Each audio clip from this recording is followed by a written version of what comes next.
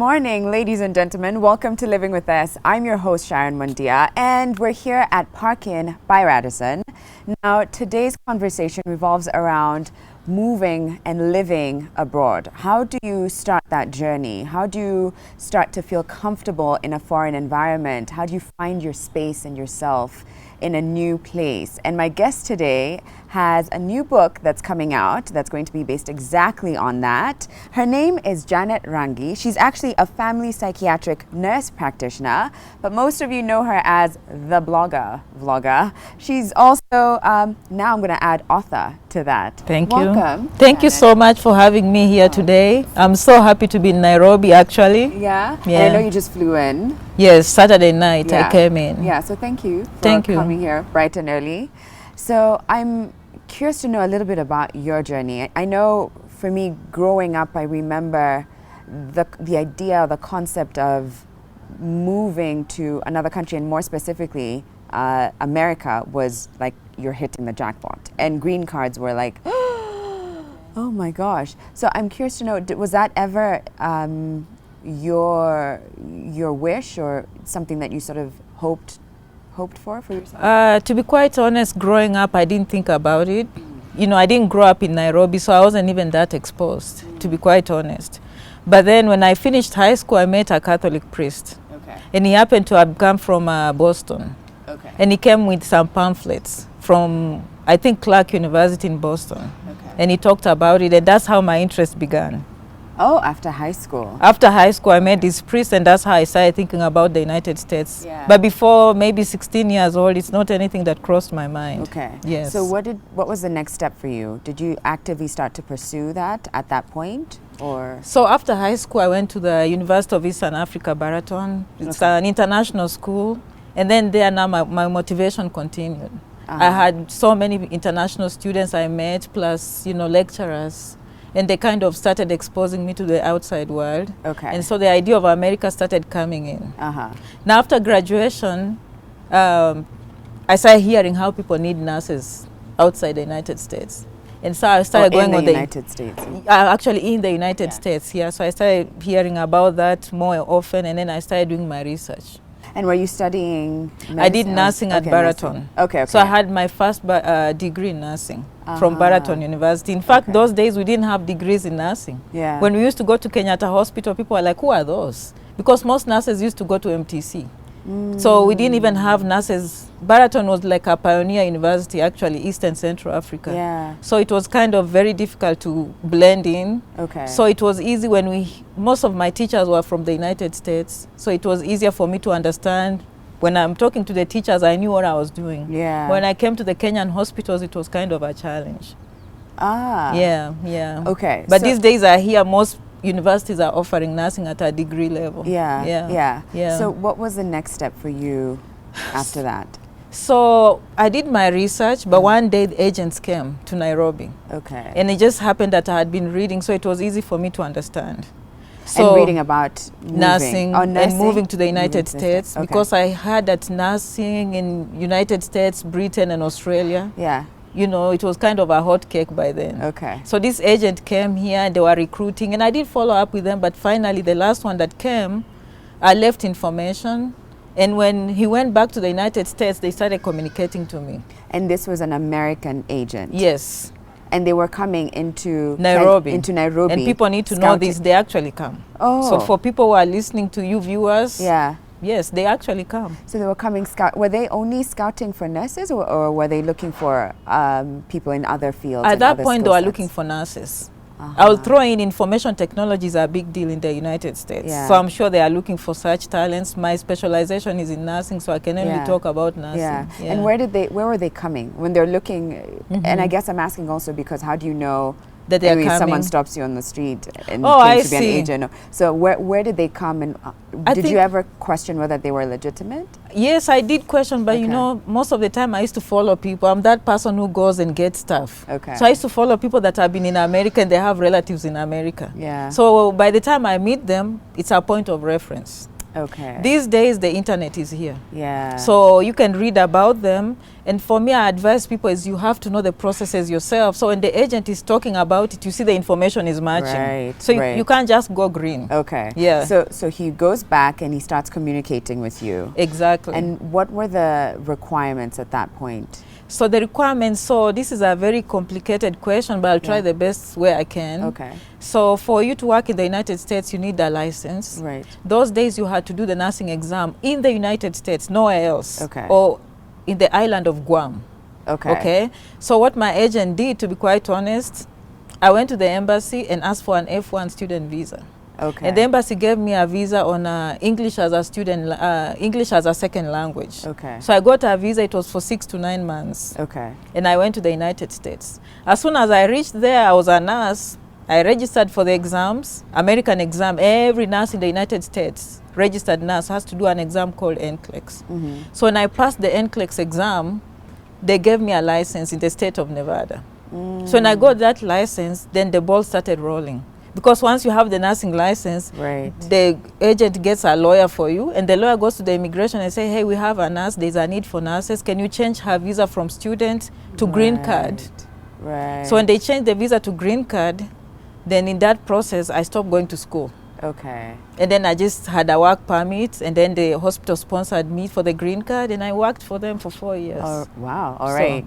Yeah. So let's talk about the moment that you first landed in Nevada. It's Nevada that you Actually, were in? Nevada is where I registered for the exam because it was a shortcut. This is another thing I'm telling you. Okay. These are little snippets and shortcuts I can tell you. Okay. Is not all states require 2 exams. Some states require 2 exams. Nevada is one of those states that only required 1 exam. And New Mexico and the others. I don't know about these days. Okay. So my agent was smart enough. So we registered in Nevada, but I landed in Vermont. Okay. But the goal was for me to do 1 exam. Right. And escape the other one. The second one. Yes. Okay, so where did you first? I landed in Vermont. And is that where you were staying? Yes. Or, okay. Burlington, Vermont, or Coach. Actually, I landed in St. Michael's College, Vermont. Okay. Yes. I'm curious to know about your experience, and was that your first time outside of Kenya? Not Kenya. I had been to Uganda and Tanzania. That's it. Yeah. So, was there any culture shock? Yes. Did you tell me about that? A lot. And please break it down, because I think for a lot of people, the idea of leaving the country and going to a foreign country to work, to study, can be very glamorized. Yes. But I can only imagine, and I know I've experienced it when I went to uni. Yeah. There are moments where you're like, what did I do? What did I sign up for? Yes. So can you take me through that? And if you had those moments, how did you overcome that? And I'm glad you asked this question, because in my book I tackle culture shock. Yeah. Culture shock just means that you are in a foreign land and you have to adapt to the new land. Yeah. You don't go there thinking like that country has to adapt to Kenya. Yeah. It's you to learn that they can't come here and ask you to change Kenya to their country. So you have to understand that I'm going to a new country, they are doing things a different way. But to reach there, first of all, maybe this will make the interview too long, but I went pregnant. So let's save that. Wait, so it was even worse. So my situation was even worse. If Janet did it, anyone can do it. No, I've got, what? I went there pregnant, yes. Okay. How many months pregnant were you when you landed? Let me not even say. 8 months. You're kidding. Talk of determination. Who else can tell you these things? I'm the best person to write American Success Pathways. And that's the name of your new book. That is the name of my book, and we'll talk in details how it goes. Right. But honestly, if someone took that book and put in my hands, I don't know why people read other books. All books should be about helping you. How are they changing your life? Yeah. This book changes your life, basically. Do you know what I mean? That just feels like the odds are stacked now against you see how you went to uni, and there was no one to tell you, Janet has arrived. Wow. You see what I mean? Yeah. So I'm walking you through, and that's what I do when I'm blogging. Actually, I prepare people when they're here. I prepare them into the embassy, and actually the embassy will be receiving very qualified applicants now. I'm kind of cleaning them up and helping them, go there more prepared so they can save money. You don't want to throw away your money without knowing what you're walking into. You know what I mean? So you know exactly, not exactly, but you have an idea. I have an idea. So break and then when they fly in the United States, now again they have Janet Randi. You see what I mean? I'm walking you through, so I'm cutting the learning curve. So that people don't have to go through what you're telling me. So basically the language, when I go there, I thought I knew how to speak English. Then I realized, no, actually, I don't know how to speak English. Or maybe this is different English. In the United States, they have different ways of just, even the spellings are different. Like the word color, theirs is L-O. Yeah. So ours, maybe it's British. I can't speak of British because I haven't been there. It is British. It is British. So we have the U. Yes. So I know, like I've had friends who went and when they asked for water, someone was like, "What is that?" Yes. She's like, "I want water," Yes, and they have to say water. Yeah. So you have to kind of change your accent just a little bit. Yeah. So now I understand when you see people changing accents, it's not necessarily that they don't want to use their language back home. They are fitting into the society so that people can understand what you're trying to say. You know, like my first job, they threw me in the emergency room. And then the patients will call me and say, "Can I have a pitcher of water?" I'm like, "What is a pitcher of water?" You know what I mean? "Can I have graham crackers?" What are graham crackers? So "Can I have Jello?" At least I worked in Aga Khan. I knew what Jello is. You know what I mean? So those are the little culture shock. Doesn't mean that I wasn't any less. Yeah, Janet. You know, I'm telling you I the know truth. I'm Those laughing, are the kind but of it's because I can understand how you just be like, what is a pitcher of? Why don't you just say a jug? A jug. Just tell me a jug of water, and then I'm like, can you understand that? I don't know. Yeah. And so did you find did that sort of lead to some friction between you and the new Americans are very patients? friendly. Okay. So, well, to me. And also it's my attitude. Yeah. For me, I never look on the negative. I'm always a positive person. So by the time you even realize I didn't know what I was doing, we are having fun already. You know what I mean? So I'm like, what do you mean? And then one day, because I had never, can you imagine me growing up in the village? I've only grown with Africans, and then I'm being thrown in a ward. Yeah. Here Here you call them ward, that's another thing. They call them floors. You know, those little things. Right. And everyone around me was Caucasian, and they would laugh. I told him, you know what, this is my first time, you just have to excuse me. I feel so overwhelmed. Yeah, but the good thing is they are very understanding. They are fascinated. Let me just say like that. Okay. And the fascination, they want to hear more about you. Yeah. And I think what you've just said also is a good takeaway, which is you were very honest about it. You weren't trying to pretend that you knew what you were doing. You just were like, listen. And they loved it. They love that. Yeah. They love that. Yeah. Wow. So you have to be honest. Yeah. Like going to drive, that's another thing. I didn't know how to drive. That's the culture shock. Yeah. I never drove a car in Kenya. And then in the United States, they don't have public transport unless you're in the big cities. What do you mean? You have to. So for your viewers who want to Yeah. come to the Americas, I always tell them, not Americas, Yeah. the United States. Okay. You have to know how to drive. Without driving, you're basically... But their bus. In fact, I thought that their transport system is quite organized. I hear it's advanced in Europe. I've never been there. There, Americans have privacy, personal space. Okay. It's you and your car. You know what I mean? Now, if you're in big cities like New York, Los Angeles, you know, they can have public transport. But basically, generally speaking, in America, everyone has a car. And in fact, in every family, it's 2 cars, not 1. Oh. So everyone has their own car. So most families, there are 2 or 3 cars. You see what I mean? So me, my spouse, everyone with their own car, because one person is at work, one is picking the kids. Yeah. But surely there were buses. I mean, if you landed and you didn't have the finances to buy a car, how would you get from, and if you're in a smaller, not the big cities, but one of the smaller states, how do you then move from A to B? I thought there's access to buses at the very least. Actually, in those small cities, if you are walking on the road, sometimes they'll think you're homeless. Or probably you lost your driver's license. Or maybe you just drank too much alcohol, used drugs, and now you can't even qualify to get a driver's license. Don't get me wrong, I'm just telling you, but if you're in Los Angeles, people are walking, they're exercising, is different. But these little towns, and the good news, the system will allow you to get the car. Okay. The system is designed in a way that you will get the car. Right. So that's all I can say, because if we go into the details, this will be an interview for 5 days. Right. That's why they need to follow Janet Randi. I blog on Facebook, and YouTube. pick up your new book. Pick up my new book, because this will cut your learning curve, and I can't wait 3 years from now, because that will be a perfect product. Because the questions you're asking me, I'm very fascinated. I'm so happy because some of them you're bringing up and some people didn't even ask me. You know what I mean? So this book answers such, because it goes straight to the customer. What is the customer wanting to know? You know what I mean? Like, I'm going to the States with a B2 visiting visa, Janet, what can I do? Right. So I give options. Do I just have to fly back home? Right. and then the book tells you. Everything. I can't even release everything here because my followers are they are paying for the conference. Did you know I'm having a conference? Right. Tell me about July that. 13th, Okay. Daystar University. Okay. We are ironing out the details, but they are coming. You know, they are the ones who want the first-hand information. Okay. I'm going to break down the book and break down all the details. I'm sure some of your viewers listening to me, they are having a visiting visa. They're like, oh my, I need to know. Yeah. The book, July 13th. conference. I've laughed so hard in the Okay, last thank you. I segment. love that. And it's because you're so honest and you're putting it out on the table. She's got a new book that's launching, and she's also got a conference coming up on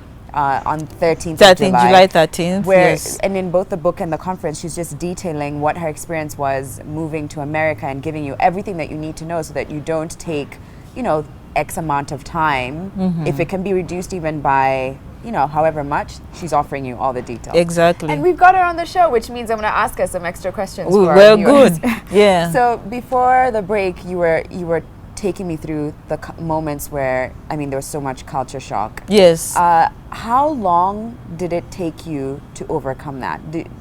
How long before you felt settled? Okay. And this is something I've read, like culture shock has stages and everyone is stages? different. Yeah, Okay. there are stages of culture shock. In my case, it took me almost 7 years.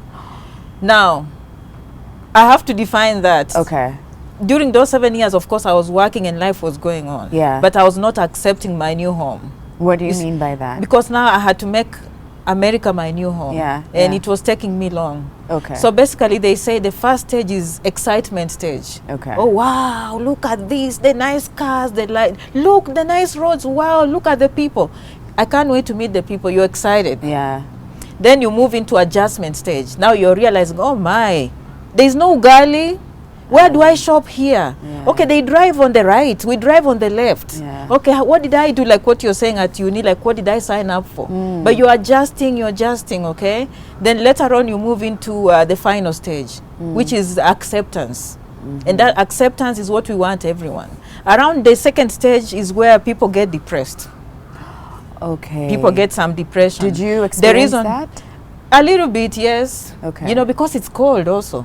Okay. I grew up with warm weather and now I have to see snow for the first time. Yeah. I have to know how to shove snow. Yeah. I have to go out there work after work. I come out and my whole car is white with snow. Where do I even start? I don't even know how to scoop the snow out of there. So I have to know the right equipment. I have to know the right dressing. I have to know the right shoes, the gloves, how everything, they look like little things, but all those things come with time. Right. Yeah, but all I'm saying, people are different, so it's good for you to understand. Now that you have Janet Randi, Yeah.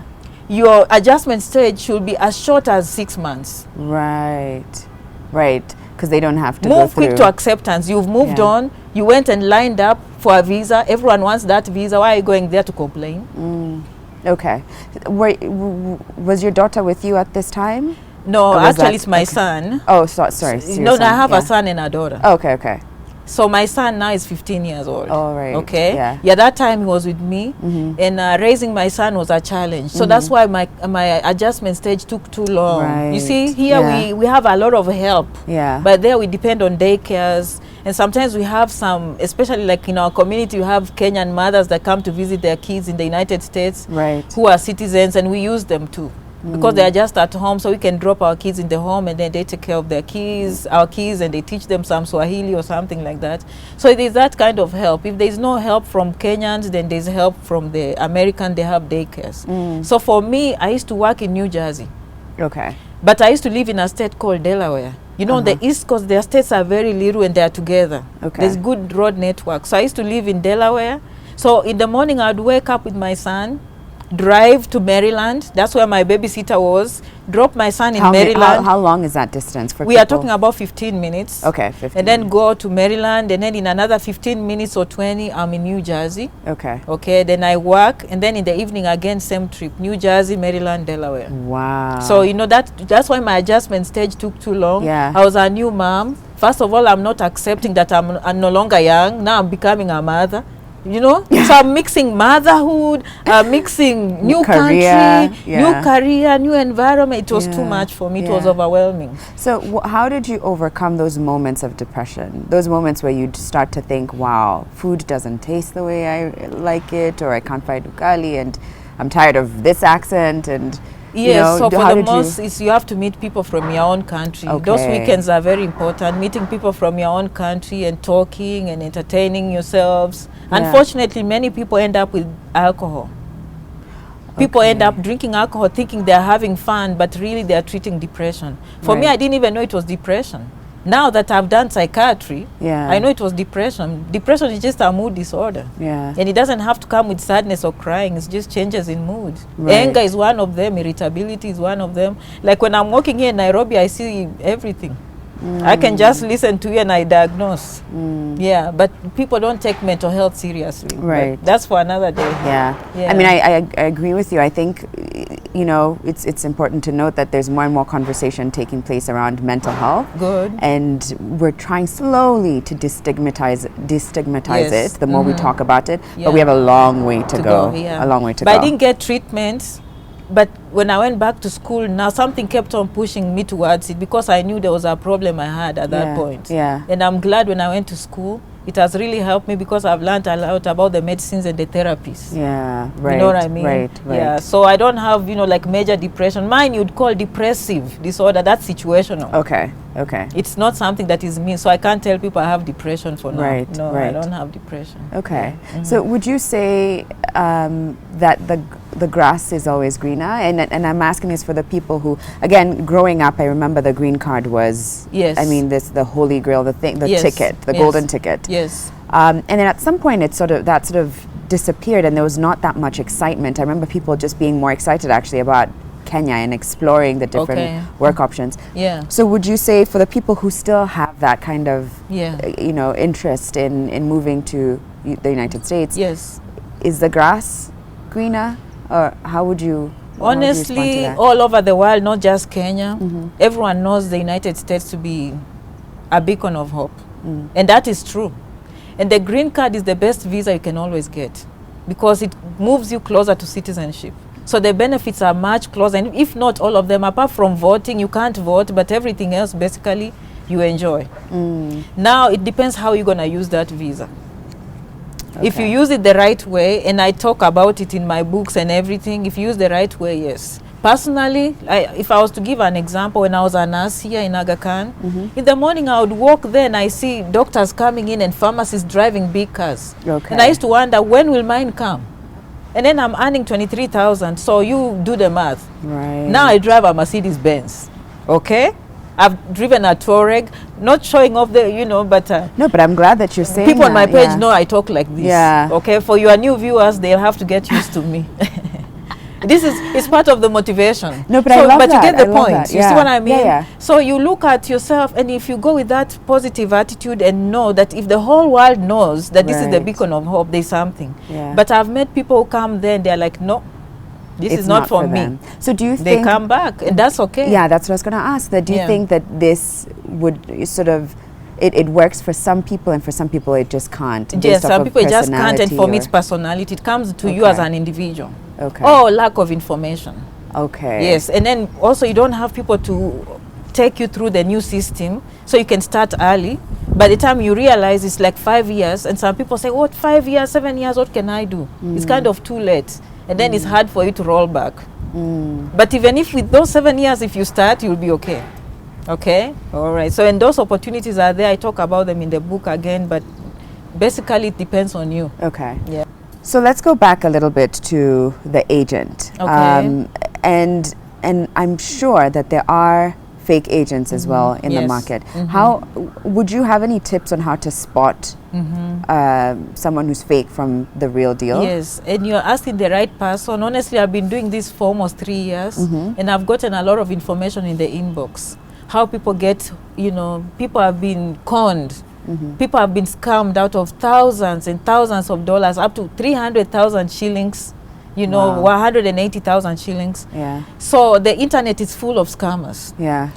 But you can tell from the websites. For Right. me, just being in the United States, I can tell which one is for the real immigration, which one is for the embassy. You know what I mean? So I'm trying to educate people and post such things. You just have to familiarize. Right. I always say you always go for if it's .org or .com, you want to make sure maybe United States Embassy Nairobi. Yeah. You know what I mean? You go to the real website Right. before you even go names and funny numbers or something, it's very hard to know. Okay. That's for real. Yeah. And because sometimes people are kind of desperate for help, they kind of fall for these things. Did you have to pay the agent at any point? Was there any like, you know, I guess my question is, if someone is asking you for money, they did ask for money. Okay, so yeah, they did so ask it's not for money. Okay. For mine, when I went there was plans for me to pay back, and people need to understand that agents are also people in business. Right. You see, and so you just have to know which. That's why I say from the beginning, you have to know how the process works. Okay. So when the agent is telling you, you are not that green. Right. You see what I mean? Yeah. And you have to understand, you put everything together. Like me, if someone had to ask me for, let's say, 40,000 Kenya shillings, and I'm looking at that something I will earn in 3 days, for example, was it worth it? Yes. Okay. And so I don't know how to tell you other than maybe if they follow me, I kind of post those pictures because the internet is so big. So but they are real. Okay. And actually, that's one thing people follow me for. They're like, Janet, for once we have someone, because I give free information. Yeah. And I never hide anything and say, okay, follow me, and then now you'll pay later. Yeah. And then, you know, those scammy things. No, I don't do such things. So actually, let's talk a little bit about that, your Facebook page. Yeah. What was the point at which you realized that this is something that you wanted to do, to offer advice and to help people? Some of it is inborn. Okay. I've always known that there's something in me that I have to give back, okay? But then I was not a Facebook person. But when I went on Facebook, I captured the moment real quick. I said, when in the world will you have access to millions of people as a regular person? Right. And I said, okay, this is our platform. Then I just made one video short. What year was this? I started doing this in 2017. 2017, so yeah. Okay. But I've been on this road almost 2016. I used to do other things before Facebook. Okay. You know what I mean? Yeah. But then every time I posted, I would see questions. So in 2017, you posted your first video. Yes. And what was the video about? Do you remember? I think it had to do something about America and my life. Okay. You know? Okay. But the comments is what caught me. Uh-huh. You know, they ask real questions like, Janet, and then I would answer. Right. Then the next time I will see a bigger group. And then I disappeared. I would have had some personal issues of myself. I would disappear. And then when I come back, I say, we missed you. I'm like, okay, there's something here. Yeah. You know, like people I don't know are telling me, Janet, we missed you. Right. We love you, you know. Yeah. Then I'm like, okay, let me make now. Then the third time when I came back, I said, no, let me make this final. So I promised them that I'll always be there. And I said, doing 3 videos per week. Wow. Consistently since 2017, I believe. And in those videos, you're sharing all these tips. All So these essentially tips. What you're saying. Actually, they can go and listen to Yeah. them. It's just the people coming to the conference, to be quite honest, most of them want to shake my hands. Oh. And ask those extra questions. I'm sure there are other questions that they don't know how and there are to- some things they know I Yeah. can't say on Facebook. Right. And Yeah. those are the things they're coming for. All right. They're out there listening. Conference again is July 13th. July 13th, Daystar University, main campus, no, at KNH. Okay. Okay. Valley Road, right? And I've got Janet Randi, who is a blogger and a new author of the book, The American Success Pathways. You have cracked me up. Thank and you. Then some. I like so that. Thank you. And I love that you've been also very honest. And actually, during the break, I was asking her, like, you know, sometimes when people do come back from the States or abroad, whether it's Dubai, wherever it is that they've gone to work, they usually come with a very dark and like a very heavy perspective of what it's been like for them. But you, I mean, you've been very honest too about your down, the moments where you just felt like, I don't know how I'm going to come out of it. Yes. But I love that you also paint a great picture of hope and success. Thank you. Yeah. Are you happy? I'm happy. I'm a very positive person, as you can tell. I was telling you during the break that I always focus on the positive aspects of life rather than the dark side. Yeah. And people have those experiences. Right. But I think the more we speak about these things, the more people start even opening their eyes. You know, even the ones who are talking about dark things will start asking themselves, is there something I could have done differently? Maybe I just didn't have the information. You know what I mean? Or maybe it was the fear. Or maybe it was the counting down. Many people ask me about age on my blogs. What do you mean? Oh, they keep on saying, Janet, I'm 35 years old. Do you think I can come? I'm like, in the United States, 35, you're just beginning. You haven't even gotten married. People get married at 40 or 50. That's when they're having real life. You know what I mean? Yeah. So, like, 35 is a baby. You know what I mean? So, like, what I'm trying to say is some of them. I love that you said 35 is a baby. Oh yes, I'm in America because life expectancy, you know what I mean? Right. Yeah, and retirement is 65, 70, and you can work as long as you want. Okay. You know what I mean? So I have to see those differences, and I tell them, no, 35 is you're still young. Yeah. Yeah. So you know, they're learning. Right. So if you had to break it down to maybe 2 or 3 survival tips for someone who's already got their paperwork and is, you know, looking to travel at some point in the near future. Yes. What are the 2 or 3 main survival tips that you would share? I think keep an open mind. Okay. Surround yourself with forward thinking people. Yeah. Role models. Choose someone that has made it already. Okay. Okay. And then accept that this is a new country. Okay. And they will do things differently. Right. Yes. Because I guess some people hold on to, but this isn't how. This is what I know. You are welcomed. So you know you can share what you have, but then there are things you are not there to change. You're there to adjust. Yeah. So you have. For me, the biggest is adjusting. You know, it's coping. You have to find ways to cope, but start quick. And by start quick. But start quick means that look at who will I be 5 years from now. Okay. Don't start asking those questions 5 years later. Yeah, right. You need to ask them on day one. Right. What do I want out of this? Even before you take the plane. What do I want out of this? The truth is, in the United States, I'm not lying to you, it's true. You can become what you want. It's for real. It's for real. And then there's another thing, especially, you know, like college students, university students listen to me. And here we grew up. And then depending on how much you scored in high school, they'll determine what you want. You know what I mean? Okay, you got a C plus or you got a B minus, you're going to do education. You got an A, you're going to do medicine, engineering, business.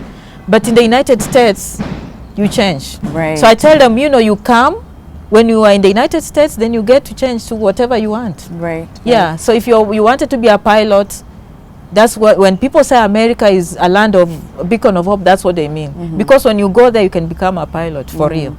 You've been there for 16 years. Yes. And you've witnessed different presidents. Yes. You know? Yes. Have you sensed a change with the current, you know, political party that's in place? Has it changed at all your perception of America or your experience in the country? No, because I'm so experienced and I understand American politics. Right. You see, if you're on the other side, you think you know politics. Until you go there, the politics is different. Okay? So for me, I'm not a political person, but I can tell you that I always remind people. For me, I went during the President Bush. Okay? And he did a lot when it came to HIV. If people don't know about that, he did a lot. And then I witnessed President Obama in the office, and then now I witnessed President Trump. I can tell you the same country that chose President Obama is the same country that chose President Trump. So always remember there are two sides of the story. Okay? So when you focus on just, okay, this is the regime now, this was the regime then, you're trying to generalize the country. Remember that, okay? The people in the middle are very few. They're the ones who decide elections. Whether it's President Obama, whether it's President Trump, always remember the people in the middle are the ones that decide elections. When you think like that, you will not even see that. But that's Janet saying. You know what I mean? For me, I'm not into politics a lot, but I can tell you, just remember, it's the same country. I know the political climate has changed. Okay, there's a lot of fear with the current administration. I have to be honest about that. But for me, because I've lived there, I understand some of the things coming up. They're kind of pondering to the base. We call them the base. Okay, like me, I have a Facebook page. When I'm talking, I know who's listening to me, and whatever I say, it has to cater to my followers. Okay. Yeah, when you understand the basics of politics is like that. You have to understand who is your follower. Right. And those are some of the tips I have to teach people. Then you will never get angry, you will never get mad, because when President Trump is talking, he's talking to his follower. Right. It will anger someone else. When President Obama was talking, he was talking to his follower. Yeah. And the follower is smiling. You know what I mean? So these are politicians, my friends. You know, but to say that it hasn't changed, the whole world is alarmed kind of scared. Yeah. Yeah, that it's a different environment, to be quite honest, because I'm talking at a different level. You see what I mean? Not everyone will think like me. Right. And in fact, what's becoming so clear, you know, the longer I get to speak to you, is that I think you could have moved to Mars, Jamaica, you'd have still been successful. I'd still be okay. You'd have still been able to make it and create something that you are proud of. Yes. Wow. Okay. So and I'm glad you brought I don't talk about politics, but I'm happy about that, because now that I have this platform, for me, just being in healthcare, I can tell you whatever happened with the HIV, it was very good. What President Bush did is still lingering around. And from what I'm doing now, there's this network called YALI. It was started by President Obama.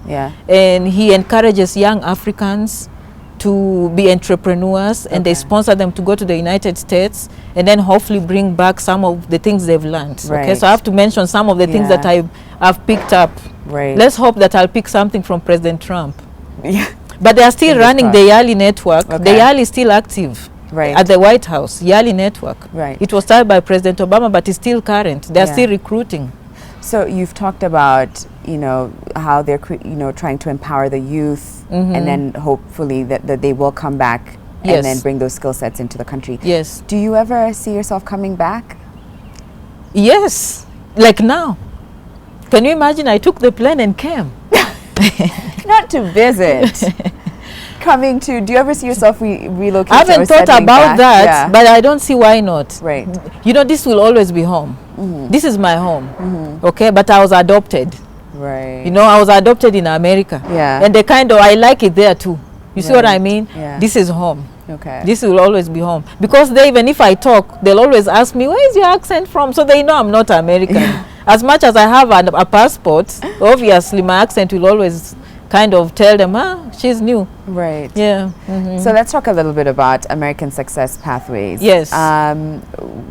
Why did you feel the need to write the book? I mean, given how successful your Facebook and your audience was growing, why did you feel the need to push it on to, like, you know, have the book? First of all, my story. Okay, many people can learn from the story. Okay, and I introduced that in the book. But secondly, is the number of questions were overwhelming. It looks like I filled a gap that was empty. And so many questions would come, and I was very responsive when there were very few followers. And that's how I grew so fast, because it was word of mouth. It was Facebook, but it was word of mouth. But through these many questions, I learned the need. And I say, okay, since I don't get to answer everyone, why not start packaging this into a future book? Do you see what I mean? So that way, when you're asking one question, I realize when one person asks, 10 people are like, yay, I was thinking of the same question. So like, if you have a book that is explaining and telling them about all these, then thousands, hopefully millions can learn from one question. Okay? So the Success Pathway books, I'm very passionate about seeing people coming to America, as you said, and they give up. Some of them really just can't do it. It's personality, they come back. But some of them, they have that chance, but they cannot. Okay, so this is kind of passion also, telling people it's possible. Look at yourself, what is missing? What is missing? So I'm just creating this link and filling a void that no one was talking about this issue.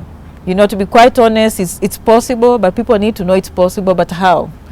But how? So the book is going through that. It's about a story and helping to uplift the young people, especially those are most of my followers are in their 20s and 30s. That's what Facebook tells me. So most of them are 20s and 30s. 30s, and their parents. Their parents are also big. Their parents, they send me messages. Janet, because of you, my daughter is in the United States, you know. And it's everywhere. No, today we are focused in Kenya, but they're all over Africa. So I'm curious to know, do you think that there is, you know, there's a fear of young, qualified, energetic youth going and the country sort of losing its hold on like expertise and qualified, whether it's doctors or pilots or just, is that something that you've witnessed, that there's more and more people leaving the country and that there will essentially then be a gap because Yeah, there has not always been providing that for. debate on brain drain Right. in many forums. Right. Because most people believe, okay, you need to improve Africa, not come this way. But from history, we've seen, I think, was it Tom Mboya and other people who've been trying to pull Africans to go there and come back. And people, even universities, organizations give scholarships because they know that there are some things they can learn from there and bring back home. But in general, because, you know, sometimes it's very expensive to train these people. And just to see them leave the country in masses, it's something that is concerning. Having said that, I learned capitalism. I love competition. I just believe that when there's competition somewhere, people will wake up. When you see you have no nurses, you're going to wake up. You know what I mean? It just creates space. Like here, the youth, some of them, at least the ones who follow me, some of them are jobless. You know what I mean? So I just believe like exposing them to more opportunities is going to create opportunities for them and for the country. They are giving back. Do you know how many people send dollars back in Kenya? You know what I mean? So eventually these things start rolling and rolling, and the information, and then I'm providing an example that you don't have to go there where they give you a scholarship, you go there and you just think about yourself. Right. Because most of the time when they go there, they're like, who is going to go back? And I realize it's a talent, it's a passion, not everyone can do it. But the more people start doing what I'm doing now, whether it's in engineering, whether it's in business, whether it's wherever field they are, with technology, everything is possible now. But yes, I'm concerned about brain drain, but I believe competition will take care of that. When people know there's a problem, they'll need to wake up. Competition is the best thing that can ever make people succeed. At least I love capitalism. That's what makes them successful. If you can't provide a good service, someone else will. Right. Yeah. All right. So once again, you have a conference. Yes. July 13th. Yes. What can people expect that day? Okay, so university admissions, how to apply for university admissions, community colleges, how to apply for scholarships, how to pay. That's a big one. How to pay for colleges in the United States, because money is a big issue. Right. And that's one we'll cover. Because some people think you have to be a millionaire to go to America, and I'm here to say no. Right. And that's what they're coming for the conference. They are believing in themselves, they are feeling empowered, they are being told you don't need an agent necessarily. Right. You can do these things on your own. And they are being told, yes, Janet has life examples of success stories already. In 2 years, I can't believe it. I have people in the United States on scholarships. I have people who've come there for the first time. They're like, I was the first person to get a visa. People are going to the embassy more prepared. Janet is preparing you for the embassy, preparing you for university admission, colleges, and just how to survive when you and I did summarize everything, but there's a lot to learn when they come. All right. Yes, July 13th at 9 in the morning, we'll give details. Right. On I'm the sure page. we'll have them on the screen as well. Yes, yeah. Thank you so much, Janet Randi, ladies and gentlemen. You are a force to reckon with. I do mean that. I think anywhere in the world you go, I'm pretty certain you're going to make it. Oh, you just thank look you like so a much. tough one. And oh, thank you so much. You will make good out of lemonade out of lemons. Exactly. Thank you so much. It's so nice having you here. I enjoyed everything. Thank you. Right, thank you. All right, ladies and gentlemen, thank you so much for watching. I hope you enjoyed today's show as much as I did. I hope you laughed as much as I did. And I hope you learned too. And remember, if you want to connect with Janet Randi, you can just check her out on Facebook and on Instagram. And check out the conference as well if this is something that is of interest to you. We'll be back tomorrow, same time, same place here on NTV. For now, I'm going to love you and leave you. Bye. Everybody.